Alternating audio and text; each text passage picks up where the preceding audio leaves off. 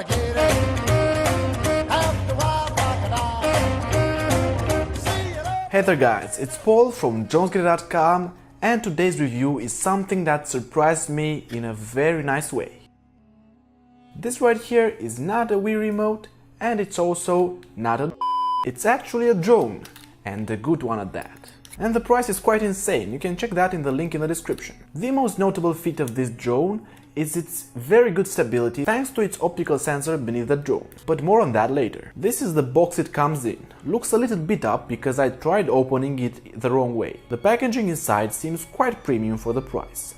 I think the designers for this drone might be European, as there's an instruction manual just in Spanish and one in English. In this box we have the protective gear for the propellers and 4 spare props. And in the other one there's a micro USB cable for charging and the charging bay itself. This charging bay is something I've never seen before. I enjoy it a lot when I see something original in a new drone and not the same old simple micro USB charger. This is the drone right here, looking super good and shiny. Funny enough, just as I got it out of the box, a friend took it away because he didn't believe me it's actually a drone. It folds out very easily and turns into a pretty good looking quadcopter. It comes with an on and off button atop and green lights on the side to show its position and current status. The camera can turn 90 degrees if you believe it or not.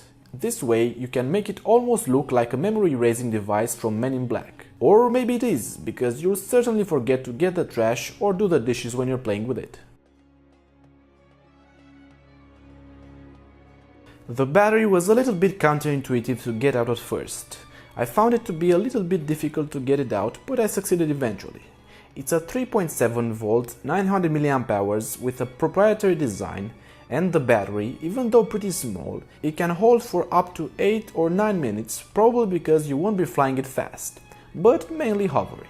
This is the optical camera underneath the drone. It works by constantly taking pictures of the ground to know where it is, so it can adjust the hovering to be precise. And let me tell you, it's incredibly precise. It also comes with prop guards that you can add on, but you won't be able to fold it up with that, so I only recommend to put them for indoors flight or if you're a beginner. The drone comes with a microSD card slot, but you can also record the videos and photos directly into your phone like I did here. When I took the drone outside, I was pleasantly surprised of how stable it proved to be, and the footage is quite excellent for the price. No frame drops, a constant frame rate, and the app didn't freeze at all. Speaking about the app, you must first unlock the drone and then simply press the green button to launch it in the air. No further correction needed, as it will fly in the same spot. And this was a super windy day.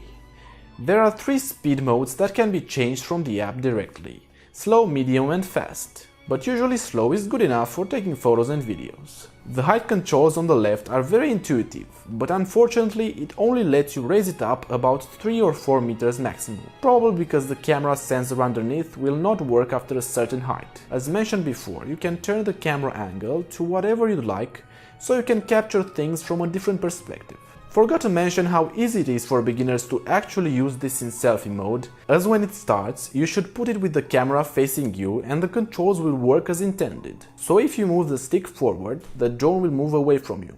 This is what makes it a very good drone to take great videos with your friends and post them on social media. It can also take photos, and there's an LED flashing when you take one, so you know it worked. You also have a timer for the camera if you want to get ready for the pic, which is something I haven't seen in cheap drones ever. Overall, I was very impressed with the drone, super stable, very good video quality for the price, and just look at its size compared with my phone. You can easily carry it in a side pocket of your backpack or even in your pants pocket, although it might look like something else if you put it in front. I didn't have high expectations for the Flitt, but I pretty much liked everything about it. I don't think I could build a better drone for the price myself. The build quality is solid, it looks very interesting, and it's quite impressive when you take it out to show your friends. I mean, just look at this thing. It totally doesn't look like a drone at first sight. It's closer to a pepper spray or a futuristic remote. The app is well made, the optical flow stabilization works very well, and the controls are easy and intuitive. The only downsides to it would be that the battery is a little hard to remove, and that it can only go to about 4 meters in height. This is actually a pretty cheap drone that's quite comparable with the DJI Tello or the Xiaomi Mi 2. Do you think I should do a comparison between the three?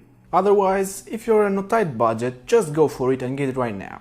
In my experience, there's really no better pocket drone at the current time. Links are in the description to check the current price on Banggood. Please don't forget to subscribe and hit the bell notification icon, because in the next video I'll be reviewing this beauty right here, the MJX Box 3 Pro, which is a very inexpensive GPS drone. See ya later, alligator! See you later, alligator.